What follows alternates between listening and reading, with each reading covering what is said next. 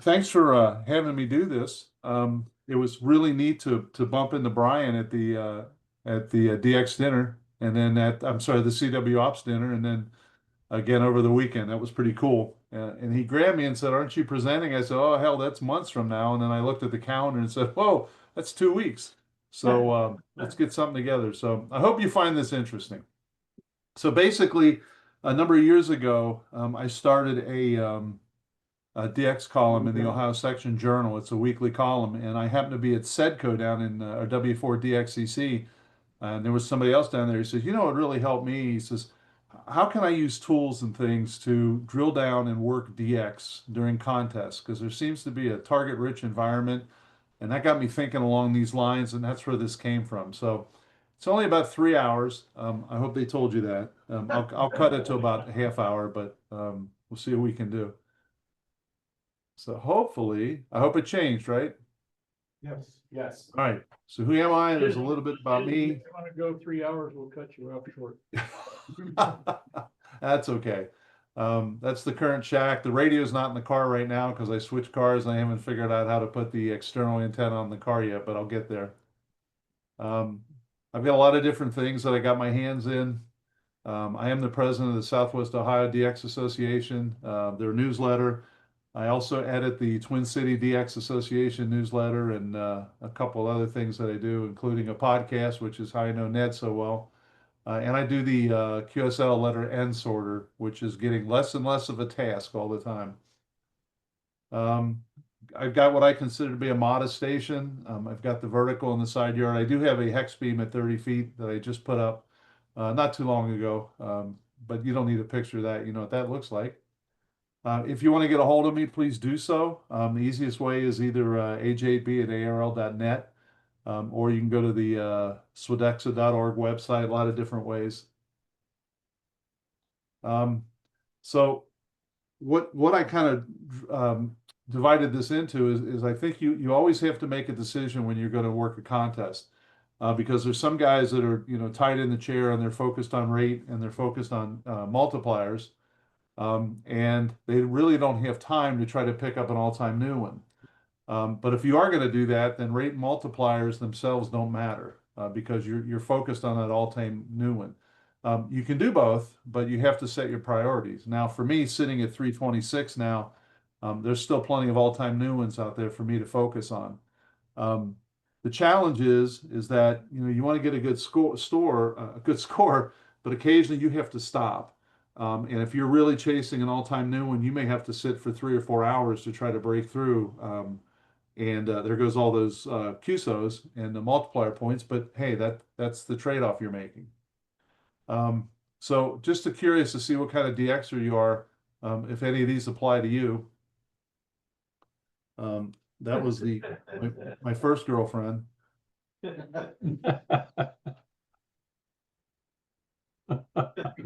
This is more what we're looking for here. And DX is always on your mind. And this cartoon has always struck me because my dad, he's a silent key, KDWE. When I was 11, we would ride down the road in Cincinnati and he'd point to a sign and I had to give it to him in Morse code.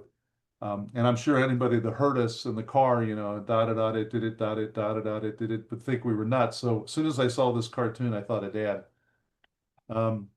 And how many times have you felt like this? You've been down slugging it out. And my wife loves this hobby because it keeps me active, it keeps me going at stuff. And she can't always figure when I come up from the basement why I'm so tired. But that's okay. The balance is important. And longevity is important also,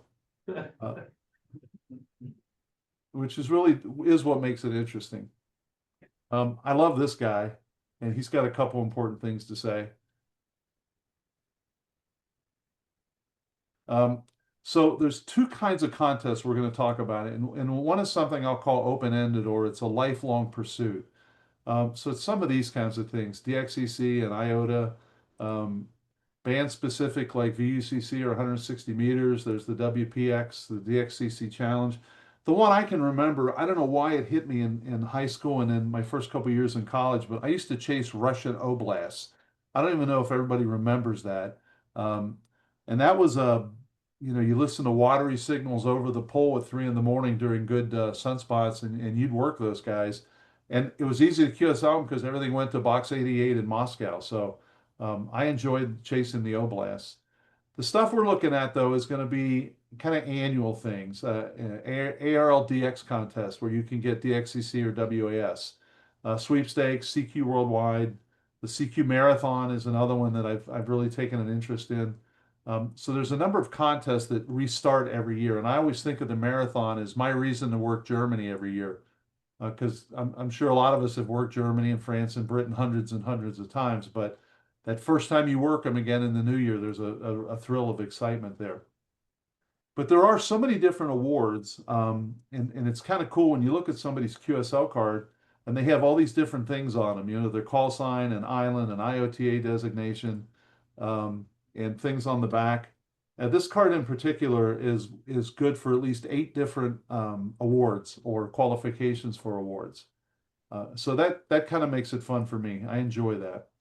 And you can qualify for an award in a weekend. You certainly can get 100 entities in CQ Worldwide or the ARLDX contest. I know Scott Wright, K0MD, one of his goals is to get DXCC on 3 different bands in a contest weekend, and he feels like that's the minimum he wants to get. Easier now with sunspots as they are, but you certainly can work 50 stakes in the sweepstakes. I've been able to do 39 zones twice. I've never gotten 40 in a contest. But that being said, to me, when I break this down, I kind of have to do things this way. I have to do things in steps. So the first thing to do is to determine your need. Now, that may sound silly, and you say, well, I know exactly what I need. But I'll give you an interesting tidbit. 2017 was the first time I confirmed Hungary on 40 meters. And I have been chasing DX since the early 80s, and I've been licensed since the early 70s. And I'd have bet you my house I had 40 meters confirmed for Hungary, but I hadn't. Don't know why, don't know how I never did. But once I started filtering back through, I said, oh, would you look at that? I need Hungary on 40. So you got to know what your need is. And then you got to find out if your need is available. I'm sure there's a lot of us here that need North Korea, but to get into the ARL digital contest this weekend and try to work North Korea, it's not going to be very smart. So you have to find out if your need is available. And there's a couple ways to do that. Certainly Bernie, with his real-time updates, he's a great source. NJ3K.com, his website is terrific, and he's always got those rumors and tidbits that might be coming up. The next step is then to map propagation to your need. So if you have, and I have an example here, but if you're what you're looking for is only going to be available at the middle of the night, you need to plan accordingly. So you have to map propagation. It might be band specific, it might be mode specific, depending on the contest it is. And most importantly, you got to be in the chair. There's simply no substitute, excuse me, for being in the chair. As much as all these other things that are going on in our world with spotting and everything else, you got to be in the chair. And I would really encourage you to be in the chair the week before the contest, and because a lot of guys, they'll go to an island and they want to ring the equipment out and make sure everything worked. And honestly, if it's a CW contest, they may want to work a lot of sideband ahead of time, just to kind of give out those cues. So the week before is pretty important. And the days after are pretty important because I can't imagine that they hit, 23:59 Zulu and they're on a plane with 2 hours. So they're going to be there for a couple days. So that's another good time to pick them up. Sometimes it's easy pickings. The one contest that I kind of seem to enjoy as much as anything are WPX contests, prefix contests. And with AJ8, it makes it a little rare, not rare, but a little more. The WPX is like that. And I'll tell you what you have to do. And for those of you that have been in contests, everyone's 5'9". And I love when somebody says, I'm 5'9", please repeat your call. And they spend the next 20 seconds asking you to repeat the call because you're 5'9".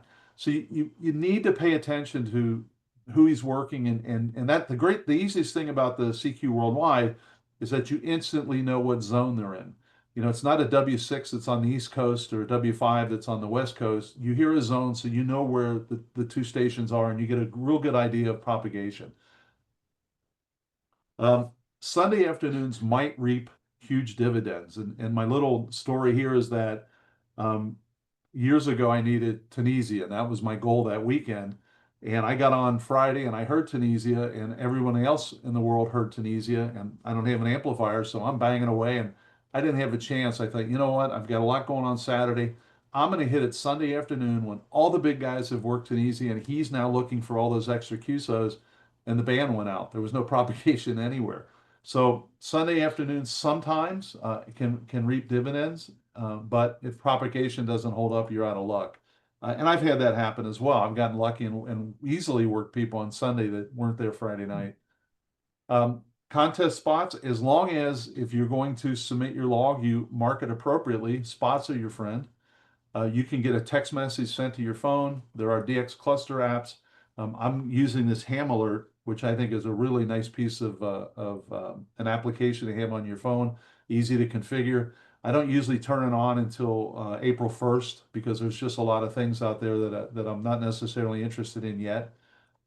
And you know, if you talk about friends, I mean, I've got some good friends. I've talked to Ned several times. I've talked to W8GEX, but this is my Elmer right here, and this guy's has been very good to me and encourages me to try things, and that's what I do. So if you have an Elmer, don't be afraid to lean on him because you can learn a lot of stuff.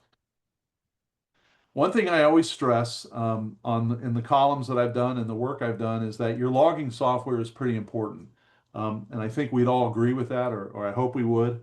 And a lot of times I get asked what I use, and what I use and what I'm going to use in the rest of this presentation is something for DX Lab.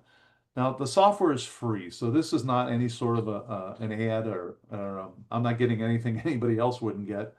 But DX Lab has a huge support community. It's extremely responsive, and it was written by AA6YQ Dave Bernstein, who happens to be an IBM fellow. He's a software guru, and honestly, his goal is if you find something that's a glitch in LOT and DX Lab, he wants to get it fixed in 24 hours. And I know Dave. I used to work for him. He's really thorough, and it's good software. If you don't have it and you're looking for something, it's a lot of fun. However, there's a lot to it. These are all the different modules that are with it. You don't need to use all these, but I like to throw that up there because I have had people jump from N3FJP or something else into this, and they're like, oh my God, I had no idea there was so much stuff there. Well, there is. You don't need to use all this, but DX Lab is really great, but you have to go into it slowly. But it does have a lot of features and a lot of modules that you can take advantage of. This is what some of the screens would look like. This was during a RIDI contest. So I don't want to scare you away from it, but it isn't something you're going to download and jump into it. There's a little bit to it. So what we're going to do now is simply say, okay, assuming we have a good piece of software, and what I'm going to show you, your logging software may very well do. And I don't know all the different softwares out there, so I'm just going to show you from this standpoint. But again, we're going to determine our needs and prioritize it, find out if it's available. We're going to map propagation, and then we're going to stay in the chair and see what happens. Okay, so determine your needs. Well, how do you do that? Well, most logging software have reports that you run. Now, the example I'm going to use is from several years ago because it followed through and it worked brilliantly and it makes for a good demo. I wouldn't want to show you something that didn't work and said, you know, close your eyes because this is pretty cool. So this actually worked. The one I was looking for was Singapore. We're going to use that as our example, 9 Victor, Singapore. So I ran a report and I said, hey, just show me anything I haven't worked in a mixed category on any band. So it did that and said, okay, here's your list. Or if you want, if it's a CW weekend, you should be able to sorry. I hate when that happens. Sorry. For a CW contest, you can say, hey, show me what I have on CW.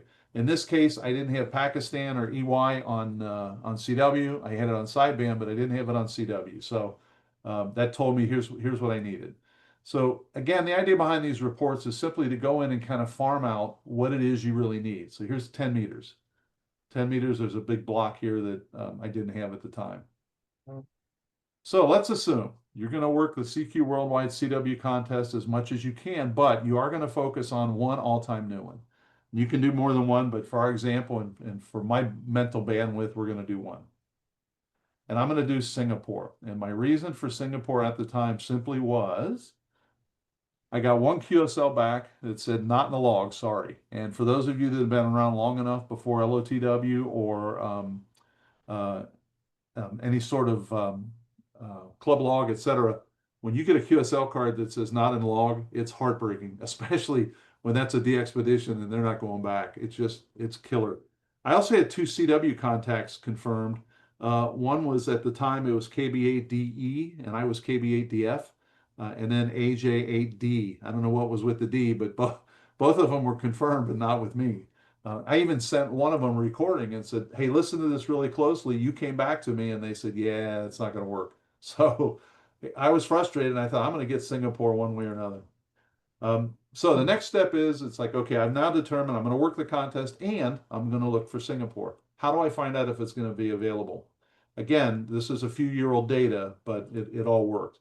So the first thing I did is I went to the ng3k.com website and I took a look and I said, okay, in the November, for honestly, October, November, December timeframe, are there any DXpeditions or announced operations in 9 Victor? I didn't really think there would be, but you should check there. And no, there was nothing.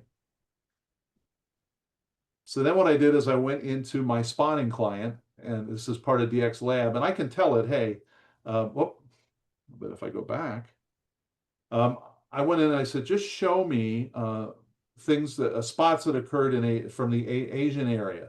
So you can see there's a three Yankee was on at the time. Ritty, yeah, that's a made up spot, by the way. But there were a couple different things in there that weren't really refined, but there were a few things going on. I said, I got to get more refined than that. So what I did is I changed the query and I said, show me any 9 Victor stations in the past 5 weeks from my region. And I say that specifically because let's say Ned spotted Singapore, that doesn't help me in Ohio. Or if somebody in Europe spots Singapore, that doesn't help either one of us. So you want to be able to narrow those spots down so that they were originated in your region. And in fact, that's what I was able to do. And lo and behold, it turns out there were 2 within the past 3 weeks of what I was looking for. One was on 40 and one was on 20. So I said, okay, I know there was some activity then. Now I'm going to go back and look at previous years and see, were there any stations that were active in the contest? And if you go to cqworldwide.com/results, you can go back numerous years and search the logs. And that's what I did. So for the 3 prior years, I found out that there were 5 stations that had logged at least 300 QSOs each, 4 stations and 5 stations. So there was quite a bit of activity. So now I'm feeling encouraged. It's like, okay, there were 2 spots, and I know annually there have been at least 4 stations or more that logged 300 QSOs. Certainly there were more that logged 1 or 2 or 3, and there were probably other ones that logged quite a few but didn't turn their logs in. But I know for sure these guys did. So now I'm starting to feel better about it. How do I figure out when propagation is going to occur between Singapore and basically Dayton, Ohio? Well, they have this he has this propagation tool, and I don't doubt that it works, but I'd hate to find out during the contest that I didn't configure it correctly and I was 12 hours off. So I decided to take the weekend before the contest as a test weekend and run a propagation forecast ahead for that weekend, and then go back and look at the spots and see if the projected and the actual tied out and see how accurate they were. So that's what I did. So I waited until the weekend before, a few days before that actually, and I analyzed the spots that were reported. I compared the results then to see what actually came in, to see, was this tool really useful, or is it just somebody's best guess and it really doesn't hold any water? So this is what the little tool looks like, and you fill in your information and expected conditions. And if you click, you can see there's a little button that says you, and it will go out to the various propagation websites, and it'll pull that down. So I didn't have to know the SFI for my area and that kind of stuff. It'll give me the projected. Then I put my station in, my lat lon, the power I was running, takeoff angle, and I got takeoff angle basically from a vertical. I did a little homework, and yeah, it should be about that. And then the DX station. So I kind of picked the middle of Singapore, put in the lat and the lon. I would assume they're running 500 watts in more of a rural area. And then I said, show me what you think is going to happen. So what it does is it says, okay, here's the gray line, basically, gray line today, and here's data gray line.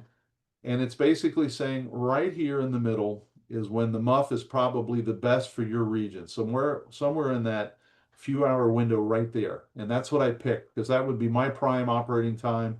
It looked like the best propagation time. And you can do some other things with this, but I keep it pretty simple. I'm a pretty simple guy when it comes to this. So after this is done, I now have my predicted. So now I go to the Monday after my test weekend, and I said, show me any spots that originated in my area from Asia. So here's what it gave me. And now I start looking down the list. I said, well, look at there, 9 Victor, 1 Zulu Victor. I think there's another one here, but my eyes are failing me. Plenty of JT1s. There's a VR2. And all of this, I can look and I can show it either tabular form or I can show it here as simply a scatter graph. And now what I'm looking at is if the hours that I picked, if you remember from the previous graph, it said this is really your sweet spot for me, for when I was on and what I was doing. It turns out that on 20 meters at 1200 Zulu, there were 6 spots between 12 and 1259. At 13, there were 3. At 14, there were 7. And at 15, there were 3. So I'm now getting a real good idea of when I can expect propagation from Singapore to my location and back again.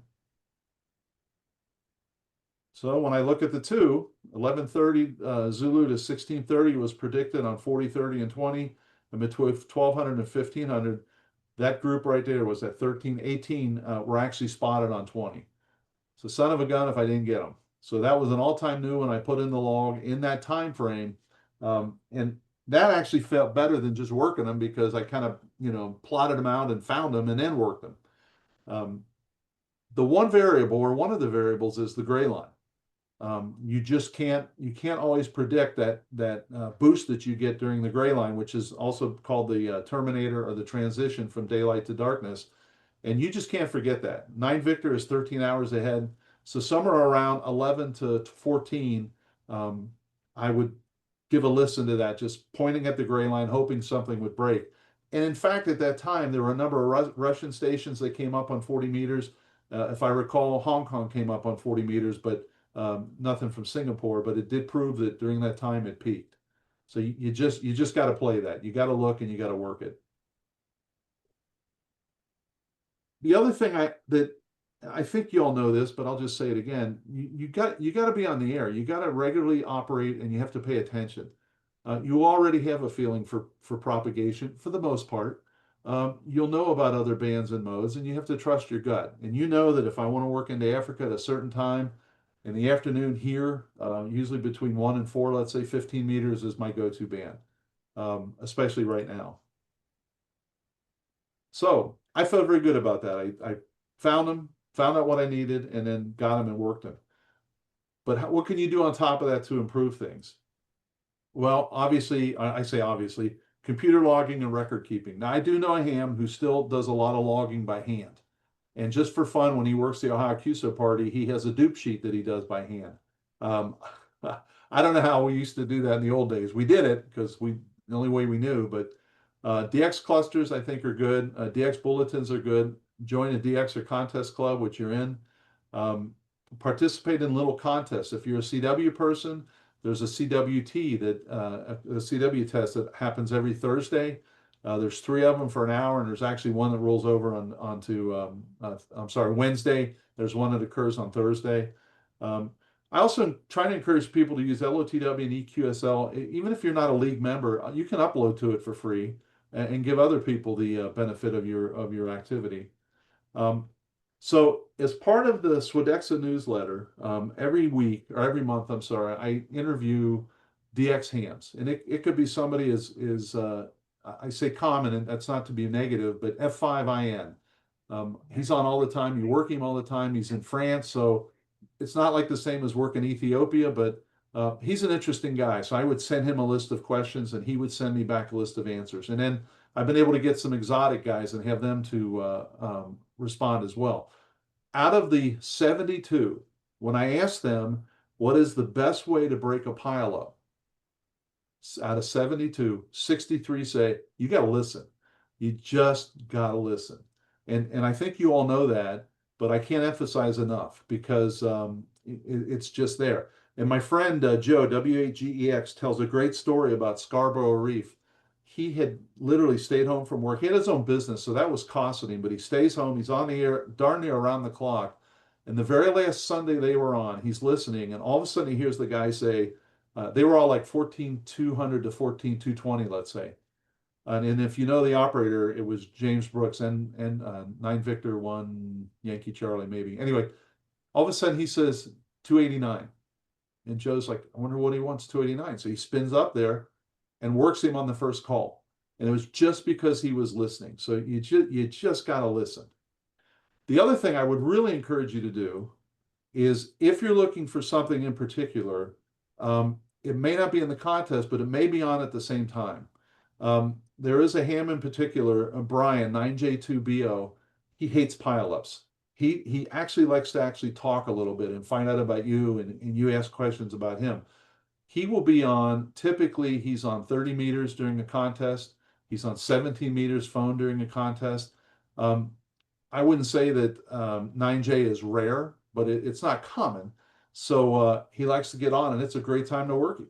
And I look for him every year just as for the DXCC challenge because he's a great guy to work. So don't forget that. Unfortunately, this is the kind of guy I was when I was dating. I just never got it. I just never did. One thing I never knew, never thought about this until another ham told me this, another Elmer, was if you need something on a different band, don't be afraid to ask them. And that maybe that's obvious to you guys, but to me, I thought, man, these guys are busy. They're not going to move for me. So it was when I needed Alaska, not only to be a DXCC entity on 80, but also for WAS. So I worked at an Alaskan station on 40, and I asked them if they're running on 80, and sure enough, they were. So how do you do that? Well, in this case, I simply replied and said 59904, 80 meters question mark. And he said, yeah, hang on. Came back with 3503 and I QS wide, and I got them, and they were easy to get. But I wasn't really listening to 80 as I was just single op here. So had I not asked them, I wouldn't have gotten them, but I did. So don't be afraid to ask them to change bands and do those kinds of things. And if they ignore you or they say no, then you at least ask. So the question is, you're in the middle of a contest, you filled a bunch of band slots, and you get an all-time new one. How would you feel? Well, I can tell you for sure I would feel pretty good, and I have felt pretty good. So any questions or any comments? That's our 3-hour presentation. I cut down a little bit. Well, thank you for that. We're right at an hour for us. Anybody have any questions? No, we know it all. That's just spooky as all get out.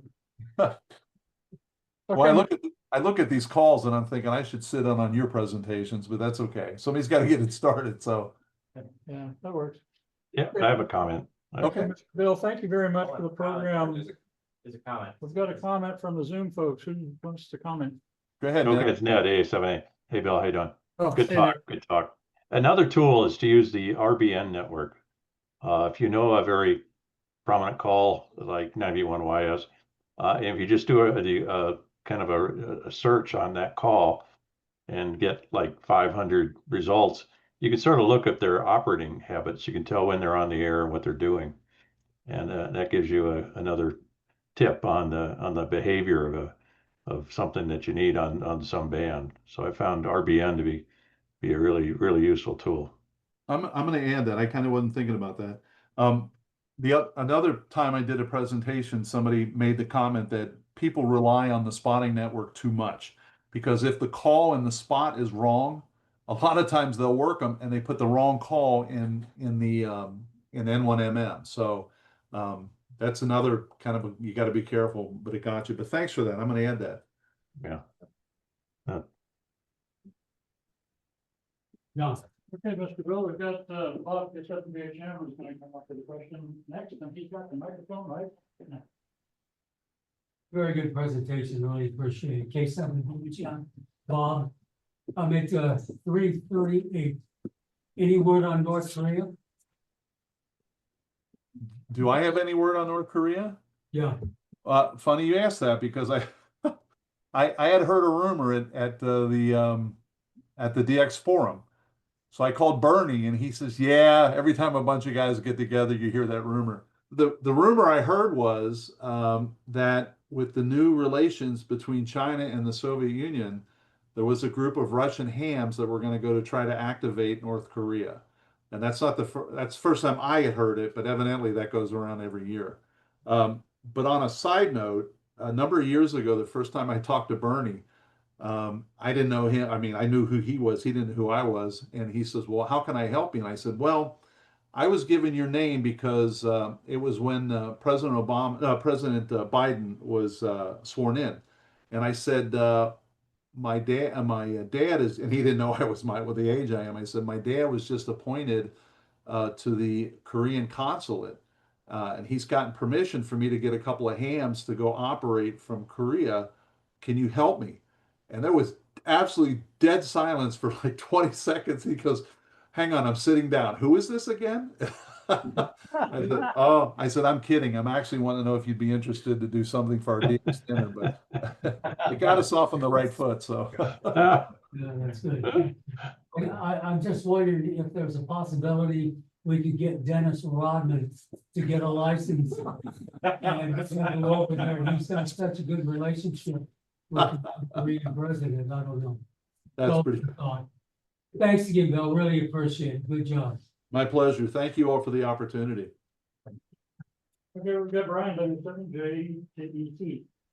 I was also going to expand and say the PSK reporter is also really good for the expeditions to figure out where they are and what they're doing. Just throw their call and then all hands and see where they were heard and when they were heard. And I do that quite a bit.